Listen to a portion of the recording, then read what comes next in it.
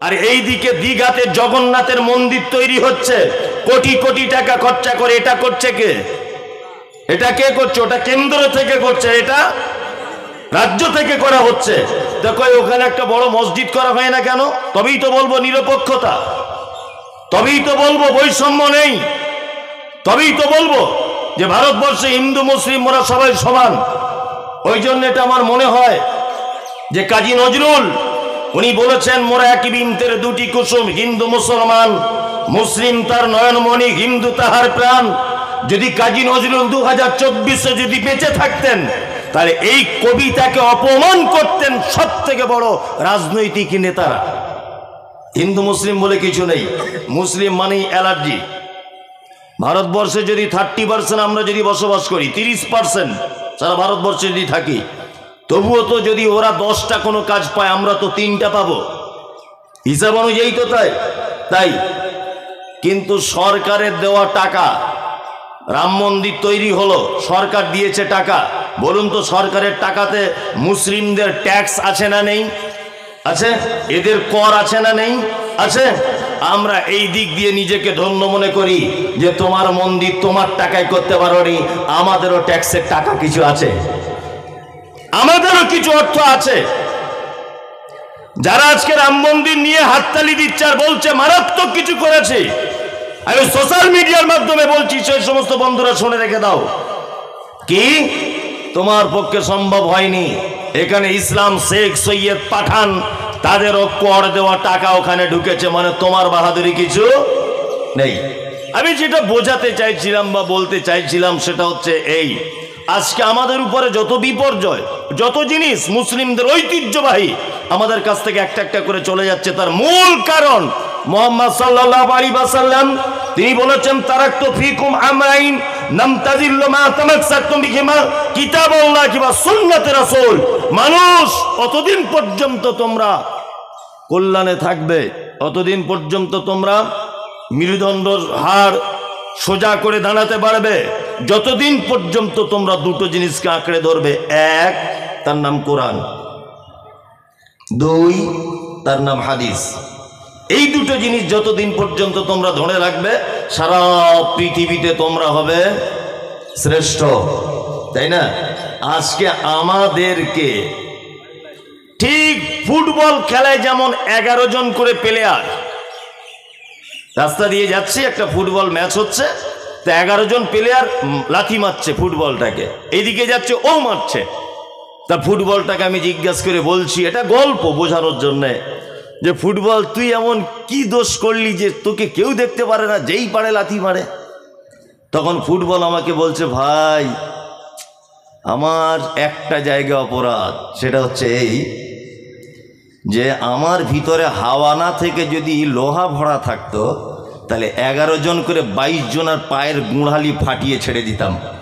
শুধু হাওয়া আছে বলে কিছু বলতে পারছি না, যে যেদিক পারছে লাথি মেরে ফেরিয়ে দিচ্ছে। আজকে মুসলমানদের যেখানেই যাচ্ছে অপমান, লাঞ্ছিত, অপমানিত, ঘৃণিত, মার খাচ্ছে, এই করছে তাই করছে, মানে সবাই জেনে গেছে এটা ভুয়ো মুসলমান, শুধু গরু খাওয়া, এদের ভিতরে ঈমান আমান বলে কিছু নেই। কি বললাম বুঝলেন না? ঈমান আমান বলে কিছু নেই। আশ্চর্য হয়ে যাবেন আপনি।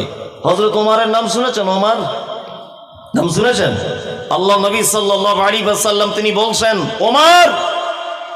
ওমর যে রাস্তা দিয়ে চলে, সেই রাস্তা দিয়ে ইবলিস শয়তান পর্যন্ত হাঁটে না, এত ভয়ঙ্কর লোক। ধারালো তরোয়ার নিয়ে রাস্তায় বার হয়ে গেছে, মোহাম্মদ কোথায় আছে, ওকে খুঁজে বার করতেই হবে, ওর গর্দান কেটে ফেলতে হবে, এত বদমাইশ লোক হযরত ওমর। কিন্তু কোরআনের ছত্র ছায়াতে এসে সেই ওমর হলেন পৃথিবীর এক আশ্চর্য ভদ্র মানুষ। মুহাম্মদ সাল্লাল্লাহু আলাইহি ওয়াসাল্লাম তার ভদ্রতা তো দূরের কথা, সার্টিফিকেট দিয়েছেন জান্নাতে যাবে হযরত ওমর, সার্টিফিকেট প্রাপ্ত সাহাবী। আবু বকর একই, উসমান একই। আজকে আমাদের ভিতরে সব বেকার হয়ে গেছে, কোরআন নেই, এটা আছে ভিতরে নেই। অবাক! আল্লাহ সুবহানাহু ওয়া তাআলা পবিত্র আল কোরআনে কথা তো ঘোষণা করেই দিয়েছেন 1500 বছর আগে। এক, আল্লাহ তাআলা বলছেন, ইন্না আরাজানাল আমানাতা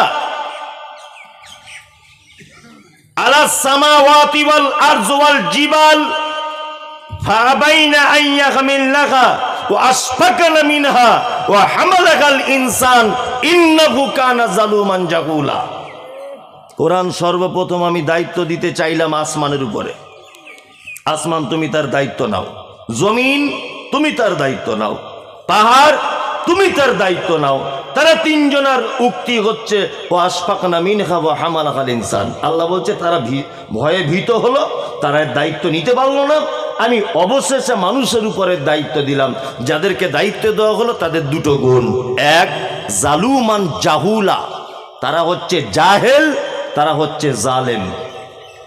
আল্লাহ নিজে বলছেন এটা। আলেম ওলামারা যারা বসে আছেন জিজ্ঞাসা করুন, আল্লাহর ভাষা। আল্লাহ বলছে যাদেরকে কোরআন দিয়েছি এরা হচ্ছে জাহেল, এরা হচ্ছে জালেম। জাহেলকে, জাহেলের বাংলা অর্থ যারা জানার চেষ্টা করে না, এরা হচ্ছে জাহেল। জালেমকে, জালেম হচ্ছে সেই যে জানার পরে মান্যতা দিতে পারে না, এ হচ্ছে জালেম, অত্যাচারী।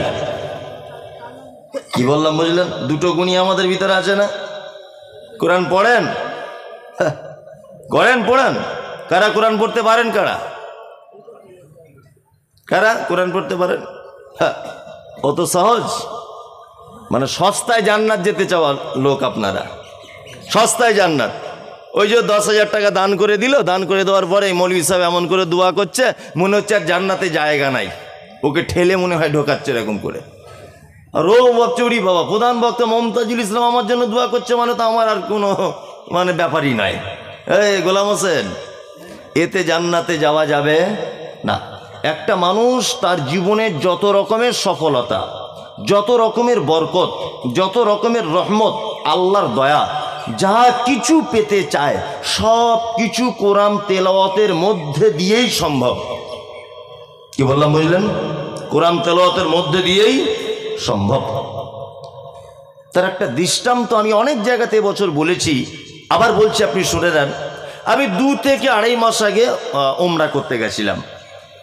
তা ওখানে গেলাম, মক্কা মদিনার আল্লাহু আকবার, মানুষ কোনো কিছু অভাব নেই, এত আল্লাহ তাদের অর্থ এত সম্পদ দিয়েছে, তাই না?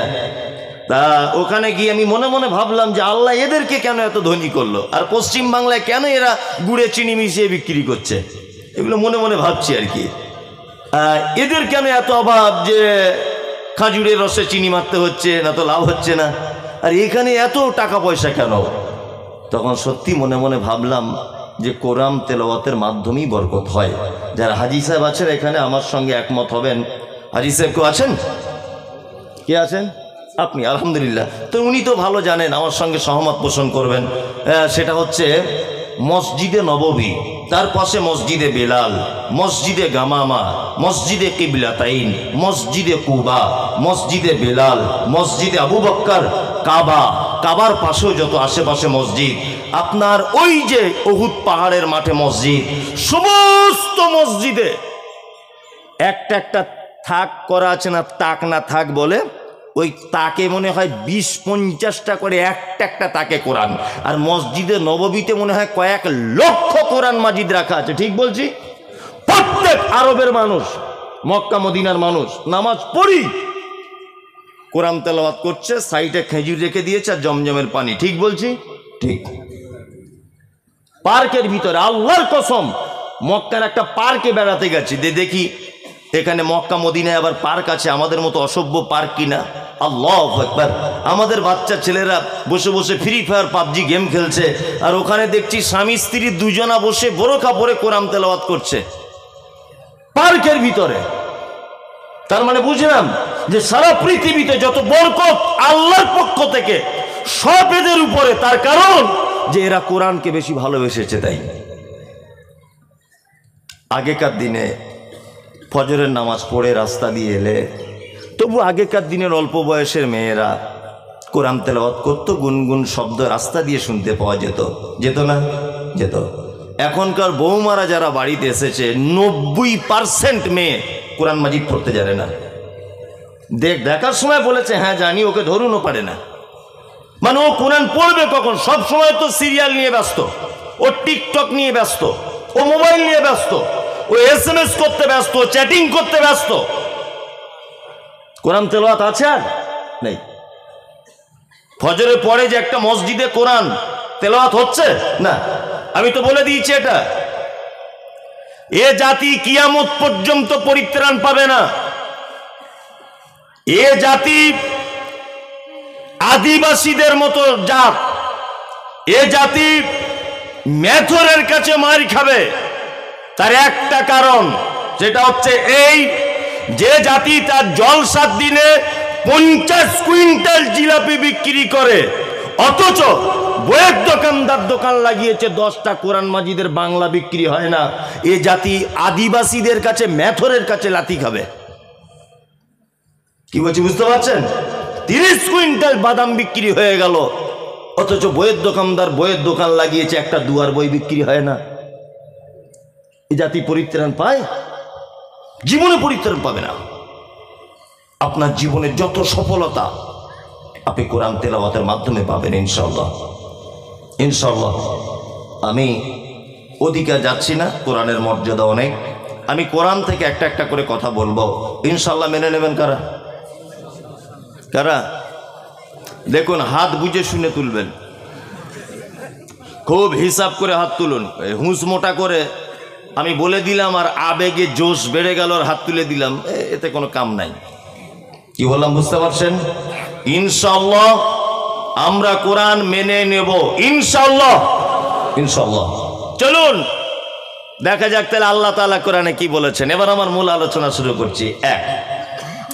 কয়েকটা প্রশ্ন আপনাদের প্রথম করে নিই, প্রশ্নগুলোর উত্তর চটপট করে দেবেন। আচ্ছা বলুন, পবিত্র আল কোরআনে আল্লাহ সুবহানাহু ওয়া তাআলা কটি ধর্ম বা কটি মতাদর্শের আলোচনা করেছেন জানা আছে? ইয়েস, 3টি। উনি তার মানে শোনেন মাঝে সাঝে সোশ্যাল মিডিয়াতে, আমি বুঝতে পারছি। চটপট করে বলে দিচ্ছে মানে ও আমার অ্যাক্টিভ ফলোয়ার্স। কি বললাম বুঝলেন? খুব বড় ফ্যান আমার, বুঝতে পারছি। 3টি। 1 মুসলিম, 2 ইহুদি, 3 খ্রিস্টান, তাই না? পৃথিবীতে যত নবী এসেছেন তার বেশিরভাগ নবী এসেছিলেন ইহুদিদের পক্ষ থেকে, বুঝে নেবেন ভালো করে। খ্রিস্টানদের পক্ষে একটা মাত্র নবী এসেছিলেন, তিনি হচ্ছেন ঈসা আলাইহিস সালাম। আর আমাদের মাঝখানে একজন নবী এসেছিলেন, তার নাম মুহাম্মদ সাল্লাল্লাহু আলাইহি ওয়াসাল্লাম। 3টি। পৃথিবীর সব থেকে বদমাইশ, পৃথিবীর ইতিহাসের সব থেকে খাতারনাক যে জাতি, তার নাম ইহুদি। ইসরায়েলে আছে, পৃথিবীর একটি মাত্র দেশে ইহুদিরা আছে, একটি মাত্র দেশে 83 লক্ষ ইহুদি বসবাস করে, মাত্র 83 লক্ষ, তার নাম ইসরায়েল। এরা এত খাতারনাক যে ফিলিস্তিনের অবস্থা কি করছে আপনারা তো সোশ্যাল মিডিয়া দেখছেন, ওটার আমি বলছি না। ইহুদিরা এত বদমায়েশ, এক এক দিন 100 থেকে 140 জন পর্যন্ত নবীকে কাউকে গাছে বেঁধে হত্যা করেছে, কাউকে করাত দিয়ে মাথা চিড়ে দিয়েছে, কাউকে কোমরের দিক দিয়ে করাত দিয়ে কেটে দিয়েছে। এত বদমায়েশ তারা।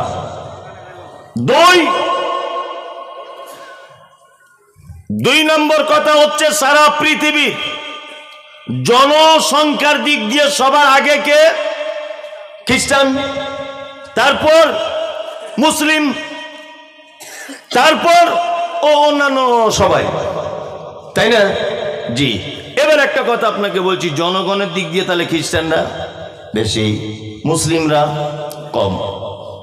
এইবার আপনাদেরকে আর একটা কথা বলি, এটা হচ্ছে কোরআন স্বীকৃতি দেওয়া 3টে মতবাদ বা দিন বলতে পারেন আপনি। তার ভিতরে আল্লাহর কাছে গ্রহণযোগ্য ইসলাম, মনোনীত ইসলাম, তাই তো?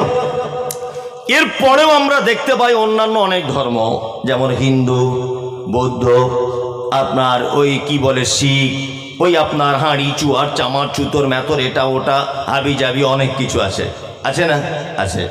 তারা আল্লাহর পক্ষ থেকে কোনো কিতাব পায়নি, তারা কোনো নবী পায়নি, এটা মানুষের তৈরি করা একটা ধর্ম, তাই না? এবার আপনাদেরকে বলছি, মানুষের তৈরি করা ধর্ম হলেও তারা তাদের ধর্ম মেনে চলে কি চলে না? চলে, চলে। একটা হিন্দু বাচ্চা ছেলেকে যদি আপনি বলেন, এই তুই এই তুলসী গাছের গোড়াতে পেচ্ছাপ করবি না, এই পেচ্ছাপ কর, ও জীবনেও করবে না। করবে? করবে না। কারণ তুলসীর পাতা দিয়ে পূজার ডালি সাজাতে হয়, এই কারণে। দুই, আমি বাজারে একটা কাঠ, শুকনো কাঠ বিক্রি করতে গেলাম জ্বালানি হিসাবে। একটা হিন্দু মেয়ে আমাকে বলছে, মমতাজুর সাহেব কাঠটার দাম কত? আমি বললাম 100 টাকা। তা বলছে 80 টাকা হবে না? আমি বলছি ঠিক আছে নিয়ে নাও। কাঠটা সে কাকে তুলে নিল বা মাথায় তুলে নিল। তারপরে আমাকে বলছে, মমতাজুল সাহেব এটা কি কাঠ? আমি বললাম এটা বেল গাছের কাঠ। বলছে না না নেব না। কারণ হিন্দু শাস্ত্রে বেল কাঠ পোড়ানো নিষেধ। কারণ কারণ বেল পাতা দিয়ে পূজার ডালি সাজাতে হয়। তাই দেখবেন হিন্দু লোক যদি মারা যায়, তার বড় ছেলে মাথায় ন্যাড়া হয়, হয় না? সাদা কাপড় একটা গায়ে জড়ায়, সাদা কাপড় একটা পরে, আর একটা দেখবেন পাটের বস্তার মতো এরকম কাপড় এইখানে গুঁজে নিয়ে ঘোরে। দেখেছেন? হ্যাঁ, কেন? এর একটা কারণ আছে।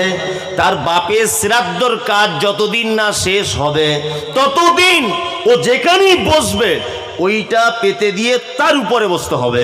এটা ও তার ধর্ম মেনে চলে। চলুন, আমাদের নবী মুহাম্মদ সাল্লাল্লাহু আলাইহি ওয়াসাল্লাম তিনি বলেছেন, কুল্লু আজমিন ইয়াকুলুত তুরাব ইল্লা আজমিজ জামবে।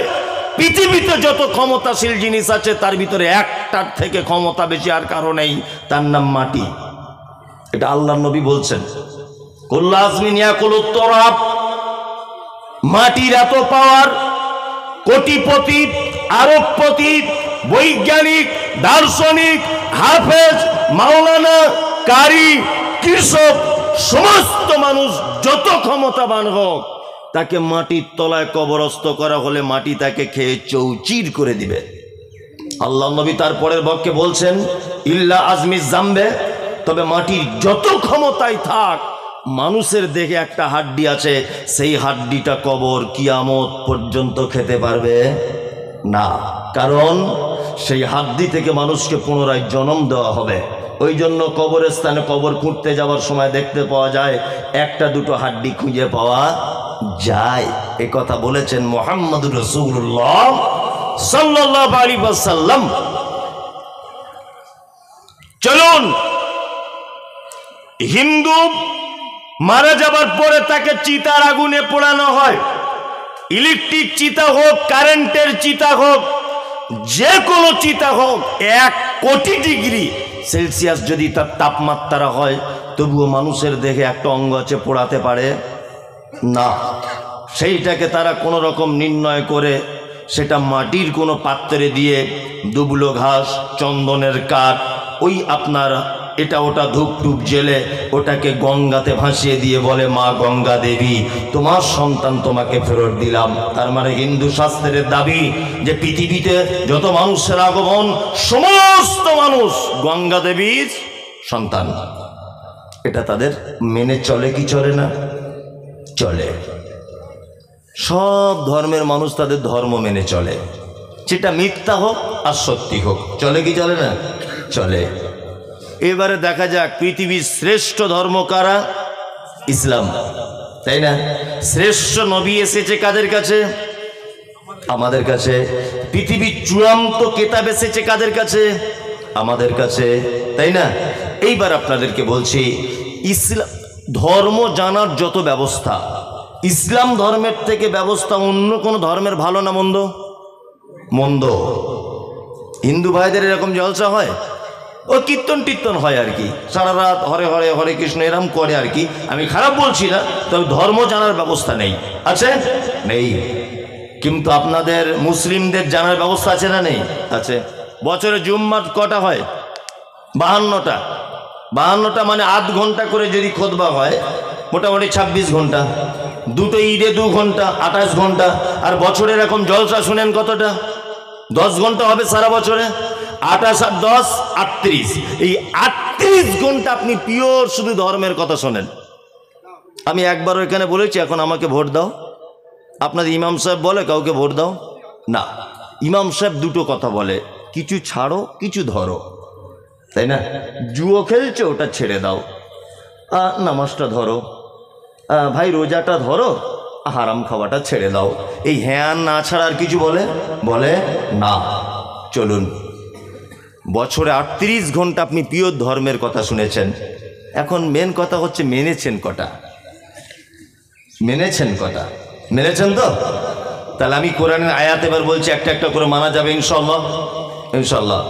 আল্লাহ বলেন, ইয়া আইয়ুহাল্লাযীনা আমানু ইন্নামাল খামরু ওয়াল মাইসিরু ওয়াল আনসাবু ওয়াল আযলামু রিজসুম মিন আমালিশ শাইতান ফাজতানিবুহু লাআল্লাকুম তুফলিহুন।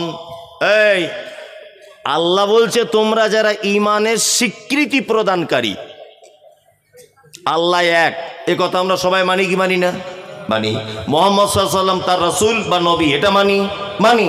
আল্লাহ বলছে, তোমরা যারা ঈমানের স্বীকৃতি দিয়েছ, তোমরা শোনো, তোমাদের জন্য 4টে জিনিস হারাম। কটা? 4টা। এক, খামর, মদ হারাম। মদ আমরা কেউ খাই না, খাই না, মদ কেউ খাই না। মদ পান আমরা কেউ করি না। আসলে ঘটনা, মদ পান করি না, মাঝে সাঝে বিড়ি টিড়ি টানি, তাই না? এই যে হুজুর ফতোয়া দিয়ে দিয়েছে বিড়ি মকরু, বলে দিয়েছে হুজুর ফতোয়া বিড়ি মকরু। আমি তো মনে করি ওই হুজুর মকরু ফতোয়া দিয়ে দিয়েছে যে হুজুর নিজে কিছু খায়, এটা আমার মনে হয় আর কি। কোম্পানি লিখে দিয়েছে খেলে ক্যান্সার হয়। ইসলাম এইরকম কোনো খারাপ জিনিসকে পারমিশন দেয়? হ্যাঁ, আশ্চর্য ব্যাপার। অথচ হুজুর বলছে মকরু। মকরু মানে আপত্তিকর। মকরুর বাংলা মানে কি? আপত্তিকর, অপছন্দনীয়। তা যেটা অপছন্দ আমি সেটা নেব কেন? যেখানে আপত্তি আছে আমি সেখানে যাব কেন? তাই না? চলুন, মদ কাকে বলে এটা আমি আপনাদের সামনে একটু ব্যাখ্যা করে বলি।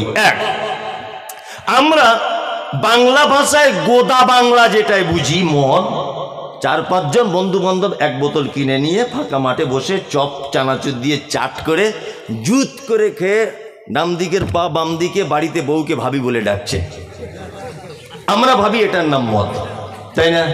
জি। চলুন এবার আর একটা কথা আপনাকে বলে দিই। বিশ্ব নবীর হাদিসের শব্দ, মানে ওই জন্য সত্যি আমি অবাক হই যে কোরআনের যে শব্দ ব্যবহার করা হয়েছে, হাদিসের যে শব্দ ব্যবহার করা হয়েছে। এই দেখুন, আল্লাহ নবী শব্দ বলছেন কুল্লু মুস্কিরিন খামরুন, প্রত্যেক নেশাদার দ্রব্য মদ। শব্দ দেখুন, কুল্লু, সমস্ত বলতে। আচ্ছা বলুন, বিড়ি কি বাদ যায়? যায়? খৈনি বাদ যায় না, সমস্ত। তার পরের বাক্যে আল্লাহ নবী বলছেন কুল্লু খামরিন হারামুন, নিশ্চয়। এই জি জি, তারপরে আল্লাহ নবী বলছেন কুল্লু খামরিন হারামুন, নিশ্চয় প্রত্যেক মদ হারাম, তাই না? আচ্ছা, যে সমস্ত হুজুরেরা বলছে যে খৈনি, বিড়ি আর গুল এগুলো মকরু, আমি তাদের কাছে প্রশ্ন করছি, তাহলে গাঁজাটা কি? গাঁজার নামও তো আল্লাহ নবী বলেনি, বলেছেন? না। বিয়ার, বিয়ার, তাই না? কই এর নাম তো বলা নেই। এই রেড বুল, রেড বুল বলে একটা মাল পাওয়া যায় না, ওতে তো লেখা আছে নো অ্যালকোহল, শুধু এনার্জির জন্যে, তাই না? 4-5টা যদি কেউ খেয়ে নেয় তার দিমাগ ঘুরবে কি ঘুরবে না? তাহলে ওটা কি তাহলে জায়েজ? নবীজি কুল্ল শব্দ ব্যবহার করেছে, মানে সমস্ত। এইবার আপনাকে আমি একটা কথা বলি, আমি কোনোদিন বিড়ি খাইনি, বিড়ি পান করিনি। আচ্ছা বলুন, আমাকে যদি একসঙ্গে 10টা বিড়ি ধরিয়ে দেওয়া হয় আর আমি যদি একভাবে টানতে শুরু করে দিই, মাথা ঘুরবে কি ঘুরবে না? ঘুরবে, তাই না? ঘুরবে। আচ্ছা, এবার আর একটা প্রশ্ন আপনাকে করি। এটা 1 গ্লাস পানি, তাই না? আমি এই পানিটা পুরোটা খেয়ে নিতে পারবো। আমি যদি জোর করে আরো এরকম 4 গ্লাস পানি খাই, আচ্ছা বলুন, আমার মাথা ঘুরবে? ঘুরবে না। কেন? এটাই মাথা ঘুরে না, ওটাই ঘুরে কেন? তার মানে গন্ডগোলতে আছে, হারাম। কি বললাম বুঝলেন? আল্লাহ নবী সাল্লাল্লাহু আলাইহি ওয়াসাল্লামের হাদিস, কুল্লু মুস্কিরিন খামরুন, প্রত্যেক নেশাদার দ্রব্য মদ, অকুল্লু খামরিন হারামুন, প্রত্যেক নেশাদার জিনিস হারাম। তার মানে বোঝা গেল এক গ্লাস মদ পান করলে যে পাপ হবে, পৃথিবীতে যত নেশার জিনিস আছে যাই আপনি খান আর পান করেন সমান পাপ। আরে পায়খানার আবার কোয়ালিটি হয়, যে এর রিক্সা চালায় বলে এর পায়খানাটা খুব গন্ধ, ও হেডমাস্টার ওরটা খুব সেন্ট, ব্যাপার আছে কোনো না। তা আল্লাহ নবী সমস্ত শব্দ ব্যবহার করছে, তো এখানে আবার ভালো মন্দের বিবেচনা আসে কি করে? হ্যাঁ, আসেটা কি করে? চলুন, যাদের এখন এখানে অনেক মানুষ আছে পকেটে চেক করলে পাওয়া যাবে বিড়ি সিগারেট, মাল নিয়েই বসে আছে। আর কিছু লোক দেখবেন তাড়াতাড়ি উঠে পালাচ্ছে, আবার এসে বসছে, মানে দুটান মেরে আসছে, ও আর সহ্য হচ্ছে না। ঠিক বলছি কি না? আল্লাহু আকবার, আল্লাহু আকবার। আল্লাহ নবী বলেন, কোন মানুষ যদি নেশাদার দ্রব্য যদি পান করে, ওই লোকটার 40 দিন কোন ইবাদত আল্লাহর দরবারে কবুল করা হবে না।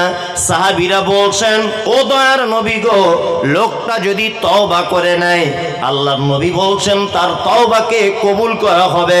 সাহাবীগণ বলছেন, আল্লাহর নবী, লোকটা যদি আবার নেশার জিনিস যদি পান করে নেয়, তাহলে নবীজি বলছেন আবার যদি সে তওবা করে, তার তওবাকে কবুল করে নেওয়া হবে। সাহাবীরা বলছেন, ও দয়ার নবী গো, লোকটা যদি তৃতীয়বার আবার যদি নেশার জিনিস যদি পান করে, তাহলে তার কি হবে? বিশ্ব নবী তিনি বলেছেন, তাকে জাহান্নামের ভিতরে নিক্ষেপ করা হবে, আর না করিবে কোন বন্ধু কোন উপকার, জাহান্নামে পুড়ে সেদিন হবে ছারখার।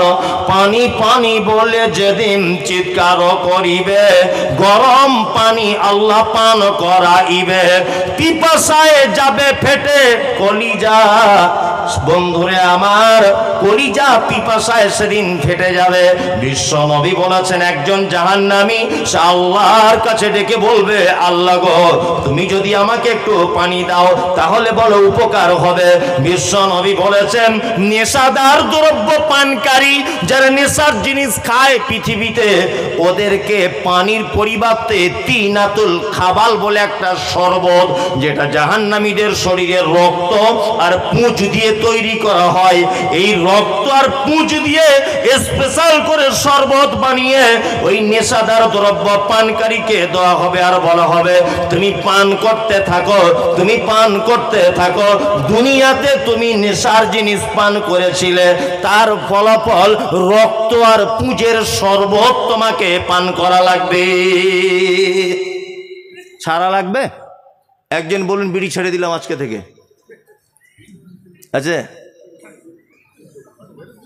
মানে আমার বক্তব্য দোয়াটাই ভুল হচ্ছে, সব ফেরেশতা বসে আছে এখানে। আসলে মানে কেউ খায় না আর কি, তাই না? ঠিক ঠিক ঠিক ঠিক। ও আচ্ছা আচ্ছা আচ্ছা আচ্ছা, তার মানে সবাই, কেউ বলছে ভয়ে হাত তুলতে পারবে না। এই বন্ধু হচ্ছে সেই যে আপনি বেঁচে থাকা অবস্থায় যে আপনার ভুল সংশোধন করে দেয়, এ হচ্ছে আপনার প্রকৃত বন্ধু। শত্রুকে জানেন? আপনার অনুপস্থিতিতে আপনার ভুলগুলো নিয়ে সমালোচনা করে, এ হচ্ছে আপনার পাক্কা শত্রু। কি বললাম বুঝলেন? জি, পাক্কা শত্রু আপনারও। ওই জন্য আমিও বেঁচে আছি, আপনিও আছেন, সামনাসামনি কথা হচ্ছে, আপনি হাতটা তুলে বলুন না যে মৌলভী সাহেব আমি আজকে থেকে তওবা করে দিলাম, নেশার জিনিস আর খাবো না। আপনি খেতেন, ও খেতে না, ও হাত তুলছে কেন? ও খায় না, হাত তুলছে। আশ্চর্য ব্যাপার। আমি একটা গল্প বলি মাঝে সাঝে, যে আমার একটা মহিলা মাদ্রাসা আছে, আপনারা জানেন সোশ্যাল মিডিয়াতে, মাদ্রাসা রুকাইয়া লিল বানাত, মেয়েদের। আর গত রবিবার একটা ছেলেদের এতিমখানা মাদ্রাসার ভিত্তি স্থাপন করেছি। ওই একজন ভাই 2000 টাকাও মনে হয় আমাকে দিলেন, মোবাইলে দেখেছে, যেটা আপনাকে দিলাম, মাদ্রাসার কাজে লাগাবেন। যাই হোক, তা মেয়েদের মাদ্রাসা একদিন বসে আছি। আমার জীবনে বড় স্বপ্ন যে সারা পশ্চিমবাংলায় বড় বড় প্রতিষ্ঠান করব, বড় বড় মাদ্রাসা করব, এটা আমার খুব মানে জীবনের স্বপ্ন। আলহামদুলিল্লাহ 3 বিঘা জমি আমার নিজের আব্বা দান করেছে, 3 বিঘা। রবিবার একই জায়গায় 3 বিঘা, সেই জায়গাতে এখন বিশাল কাজ চলছে। আলহামদুলিল্লাহ, দোয়া করবেন, আল্লাহ যাতে সহায় হয়, দোয়া করবেন। পয়সা চাইব না, দোয়াটা করবেন, উপরে কবুল হয়ে গেলে নিচে পয়সা জোগাড় হয়ে যাবে ইনশাল্লাহ। যাই হোক, তা একদিন মাদ্রাসায় বসে আছি, তা আমি তো সব ছাত্রছাত্রীকে চিনি না, কখনো কখনো যাই, সব শিক্ষক রাখা আছে, তারা কাজবাজ করে। তা আমি একদিন বারান্দায় ফাঁকা জায়গায় বসে আছি, তো একটা গার্জেন এসেছে, এসে আমাকে বলছে, মমতাজুল সাহেব, অনেক গল্প হতে হতে বলছে, আপনি জীবনে কোনো মেয়ে ছেলে দেখেছেন? বলছি, মেয়ে ছেলে তো অবশ্যই দেখি, রাস্তাঘাটে চললে সামনাসামনি পড়লে তো দেখতেই হবে। উনি তখন আমাকে বলছেন, আমি জীবনে কোনো মেয়ে ছেলের মুখ দেখিনি। তখন আমি ভাবছি, ওরে বাবা, ফেরেশতা তাহলে আজকে আমার দরবারই এসেছে। এত সাধু লোক তো বর্তমানে দেখতে পাওয়া যায় না, যায় না। অনেক গল্প হচ্ছে, আর আমার মনে মনে শুধু ভাবছি যে লোকটা কি ফেরেশতা, তাহলে জীবনে মেয়ে ছেলে দেখেনি। লোকটা যখন অজু করতে বসেছি তখন চশমা খুলছে, তারপরে দেখছি লোকটা অন্ধ। আমি বললাম, ভাই তোমার তো মেয়ে ছেলে দেখার মেশিন নাই, যে মেশিন একটা চাই মেয়ে ছেলে দেখার, সেটা তো মেশিন নাই। আচ্ছা বলুন, ওই লোকটা যদি বলে আমি জীবনে কোনো মেয়ে ছেলে দেখিনি, আচ্ছা বলুন তো দেখি, এটা কোনো বাহাদুরি হলো? না। একটা চোখওয়ালা লোক যদি বলে জীবনে দেখিনি, এটা কিন্তু মারাত্মক বাহাদুরি, তাই না? তা উনি হাত তুলছেন, তো ও তো জীবনেও কিছু খায় না। যারা খান তারা অন্তত পক্ষে বলুন যে আমি ছেড়ে দিলাম। আপনি ছাড়তে পারবেন না। এবারে কে বক্তে আসছে? বাংলাদেশ থেকে। আগামী বছরে কাকে? মমতাজুল ইসলাম। তার আগের বছরে বলছে কাবা শরীফের ইমাম সাহেবকে আনবো। তুমি কাবা শরীফের ইমাম এনে যদি এখানে বক্তব্য দাও, আর লক্ষ লক্ষ লোকের যদি এখানে সমাগম হয়, 10 পয়সাও দাম নাই যদি মানুষের মধ্যে মান্যতা মানব এই চিন্তা ভাবনা যদি না আসে। বলুন, আপনি প্রথমে হাত তুলেছিলেন কোরআন মানব, তুলেছিলেন না? এখনই আপনার চরিত্র চেঞ্জ হয়ে গেল, এখন আপনি হাত তুলতে পারছেন না যে আমি নেশার জিনিসটা ছেড়ে দিলাম। তা আপনি মার খাবেন না, তা পৃথিবীর অন্য কেউ মার খাবে? এখনই তো আপনি হাত তুলেছিলেন। এখনই যদি আপনি এখানে বসে থেকে বিশ্বাসঘাতকতা করেন, তাহলে আলেম ওলামাদের সমাজ থেকে বার হয়ে গেলে পাবলিকের সঙ্গে কত বিশ্বাসঘাতকতা করেন। আপনাকে চেনা যায় না? খুব সহজ, জলসা শোনা বসে থাকা, ফ্রিতে জান্নাতে যাওয়ার রাস্তা বার করা। মানা খুব কঠিন। এই দেখুন, আপনাকে একটা কথা বলি, মানা কার নাম? হযরত ওমর ফারুক রাদিয়াল্লাহু তাআলা আনহু নাম শুনেছেন? শুনেছেন তো? খুব বড় মাপের মানুষ। আল্লাহ নবী সাল্লাল্লাহু আলাইহি ওয়াসাল্লাম মেম্বারে খুতবা দিচ্ছেন, আমার দিকে তাকান, মেম্বারে খুতবা দিচ্ছেন আল্লাহ রসুল, সাহাবীগণ আসছেন। তখন জুম্মার চল অবস্থায় কথা বলা বৈধ, তখন মানুষ নতুন ইসলাম গ্রহণ করছে, আল্লাহ রসুলও তেমন কিছু বলতেন না। আর নামাজের ভিতরে কথাবার্তা নিষেধ, তখন আয়াত অবতীর্ণ হয়নি, কথাবার্তা চলতো। হযরত ওমর ঢুকছেন মসজিদে, এদিকে দেখুন, মসজিদের বাইরে একটা পা, মাঝখানে দরজার ভিতরে একটা পা, মানে কি বলে দরজার চৌকাট, চৌকাটের ভিতরে একটা, বাইরে একটা। এই মুহূর্তে আল্লাহ নবী সাল্লাল্লাহু আলাইহি ওয়াসাল্লাম মেম্বারে দাঁড়িয়ে সাহাবীরা যখন কথা বলছেন, তখন আল্লাহ রসুল বলছেন, এই তোমরা কথা বলা বন্ধ করো, তোমরা বসে পড়ো, বসো। খুতবা শেষে হযরত ওমর যখন চলছেন, পায়ে দাগ হয়ে গেছে। আল্লাহ রসুল বলছেন, ওমর কি ব্যাপার, পায়ে এরকম দাগ হয়ে গেল কেন তোমার? হযরত ওমর বলছেন, আল্লাহ রসুল শুধু দেখুন, জান্নাতে এমনি যাওয়া যাবে না। আল্লাহ রসুল, আমার চৌকাটের বাইরে এক পা, ভিতরে এক পা, সেই সময়তে আপনি বলেছেন বসো, তখন আমি পিছনের পাটা তুলিনি, আপনার কথা অমান্য হয়ে যাবে। তাই আপনি বুঝতে পারছেন কেন তারা জান্নাতে গেছে, কেন তারা জান্নাতের সার্টিফিকেট পেয়েছে? সাহাবীদের চরিত্র, ওয়াকালু সামি'না ওয়া আতা'না, শুনে নিতেন সাথে সাথে। আল্লাহু আকবার। মক্কাতে মদের ভাটি চালাতো কে? হযরত ওমর ফারুক রাদিয়াল্লাহু তাআলা আনহু। তখন মদ হারাম হয়নি, হযরত ওমর মদ পান করবেন। হযরত ওমর, সাহাবীরা বসে বসে মদ পান করছেন, মদ তখন হারাম হয়নি। কোরআনের আয়াত অবতীর্ণ হলো, ইয়া আইয়ুহাল্লাযীনা আমানু, আল্লাহ বলছে তোমরা যারা ঈমান নিয়ে এসেছো, ইন্নামাল খামরু, তোমাদের জন্য মদকে হারাম করে দেওয়া হলো। তখন সাহাবীদের কাছে খবর দেওয়া হলো, আল্লাহর নবীর কাছে এসেছে আয়াত, মদ হারাম। কেউ তার গিলাসটা মুখের কাছে পৌঁছিয়েছে, গিলাস সাথে সাথে ছুঁড়ে ফেলে দিয়েছে। কার মুখে রয়েছে গিলতে পারেনি, সে তাড়াতাড়ি উগলিয়ে দিয়েছে। মদ পান করা যাবে না। বিশ্বনবী বলছেন দুব্বাকি ওয়ান নাকিরি ওয়াল মুজাফফাতে, শুধু মদ হারাম নয়, ও দুব্বাই, মদ যেটাতে রাখা হয় সেটার নাম হচ্ছে দুব্বা, এইটাও হারাম করে দেওয়া হলো। ওয়ান নাকিরি ওয়াল মুজাফফাতি, মদ যেটাতে রাখা হয়, মদ যেটাকে সংরক্ষণ করা হয় ওইটা হারাম করে দেওয়া হলো। মদ যেটা ঢেলে পান করা হয় ওইটাও হারাম করে দেওয়া হলো। আর মদ যেটা দিয়ে তৈরি করা হতো ওইটাও হারাম করে দেওয়া হলো। কারণ কিছু কিছু জিনিস আছে স্মৃতি। কোনো লোক যদি বিড়ি খাওয়া ছেড়ে দেয়, তা অন্যজন পাশে কেউ খাচ্ছে, এইটা দেখলে কিন্তু ওরা সহ্য হয় না, নেশা চড়ে যায় না। ওই জন্য আল্লাহ নবী বললেন শুধু মদ হারাম আল্লাহ করেছে, আর আমি নবী বলছি তিনটে জিনিস হারাম। মদ যেটাকে সংরক্ষণ করা হয় ওই পাত্রটা ব্যবহার করা হারাম, যে পাত্রে ঢেলে পান করা হয় ওই পাত্রটাও হারাম, আর যেটা দিয়ে তৈরি করা হয় ওইটাও তোমাদের জন্য হারাম। তার মানে এইগুলো থাকলে সাহাবীদের মদের কথা মনে পড়ে যাবে, তাই না? চলুন, নেশার জিনিস কত ক্ষতিকর এবার আপনাকে আর একটা চমৎকার কথা বলে দিই। আপনি একটা মরুভূমি দিয়ে চলছিলেন, হঠাৎ, এটা হাদিস কোরআন নয়, মরুভূমি দিয়ে চলছিলেন যেখানে মানুষ বলে কেউ নেই, আপনি একাই। খুব মনোযোগ দিয়ে শুনুন। খুব খিদে পেয়ে গেছে আপনার, পানিও নাই, খাবারও নাই, কিছু নাই। তা আপনি মনে মনে ভাবছেন এই সময় যদি কেউ আসতো, কারোর সঙ্গে যদি দেখা হতো তাহলে কিছু খাওয়া যেত। এমন অবস্থা যে আপনি মারা যাবেন, দুদিন খাওয়া হয় না। একটা লোক এলো, তার মাথার উপরে আছে একটা হাঁড়ি আর হাতে আছে একটা বালতি। আপনি ওই লোকটাকে মরুভূমিতে দেখার সাথে সাথে আস্তে আস্তে করে দৌড়িয়ে তার কাছে গেলেন, গিয়ে বলছে, ভাই রে, আপনার হাঁড়িতে কি আছে আপনি বলেন। তখন বলছে, আমার হাঁড়িতে খাবার আছে। আর বলছে, বালতিতে কি আছে বলেন। বলছে, বালতিতে পানি আছে, খাবার খেয়ে পানি পান করতে হবে এই কারণে।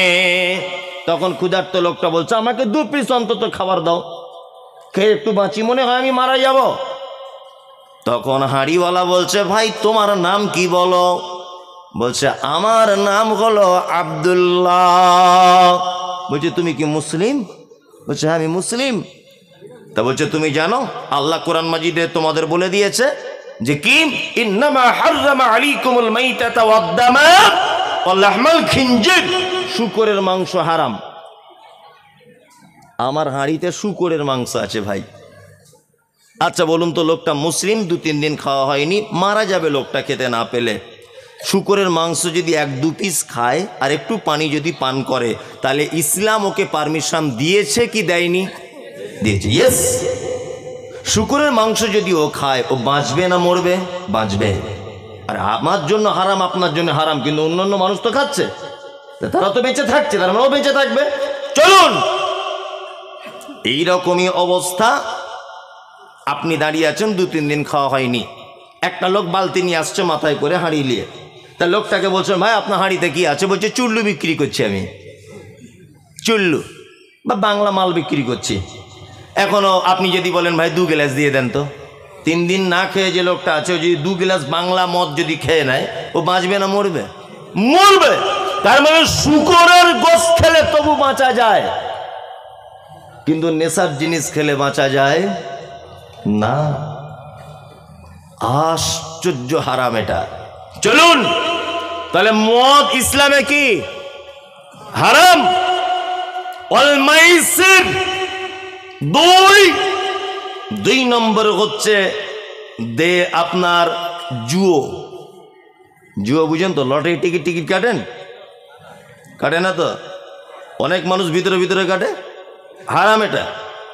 ওয়াল আনসাব, দেবদেবীর পূজা করা হারাম। দেবদেবীর পূজা কেউ করে না। মুসলমান দেবদেবীর কাছে যায় না, তবে বাবার কাছে যায়। বাবা, কত বাবা যে আছে, তেলেগু বাবা, হরিয়ানা বাবা, কত বাবা যে আছে। আল্লাহু আকবার। বাংলাদেশে বাবা বার হয়েছে ন্যাংটো লোক, বলছে বাবা 3.5 লক্ষ ভক্ত। যে নিজে কাপড় পরার সময় পায় না সে নাকি বাবা। আল্লাহু আকবার। হচ্ছে কি হচ্ছে না? অনেক মুসলিমরা আছে যেখানে গিয়ে মাজারে গিয়ে সেজদা দিয়ে দিচ্ছে কি দিচ্ছে না? হারাম। সমস্ত ক্ষমতার মালিক কে? কে? আল্লাহ। আল্লাহ ছাড়া আপনার আর কেউ উপকার ক্ষতি কিছু করতে পারে? পারে? পারে না। কিন্তু মুসলিমরা তো বোঝেও না, তাই না? আসলে ওই জন্যই কোরআন মাজিদে দ্বীনের শিক্ষা, হাদিসে আছে তালাবুল ইলমি ফারিজাতুন আলা কুল্লি মুসলিমিন।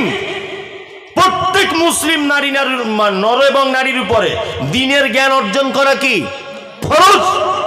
যারা এই সমস্ত অন্ধত্বের ভিতরে বসে আছে এদের অধিকাংশ দ্বীনের জ্ঞান নেই। এক। আর দুই নম্বর হচ্ছে কোরআনের কথা এত সুন্দর, আল্লাহ সুবহানাহু ওয়া তাআলা বলছেন কুল, নবী আপনি বলুন, হালি ইয়াস্তাবিল্লাযীনা ইয়ালামুনা ওয়াল্লাযীনা লা ইয়ালামুন। যারা কোরআনের জ্ঞান রাখে না, যারা দ্বীনের জ্ঞান রাখে না,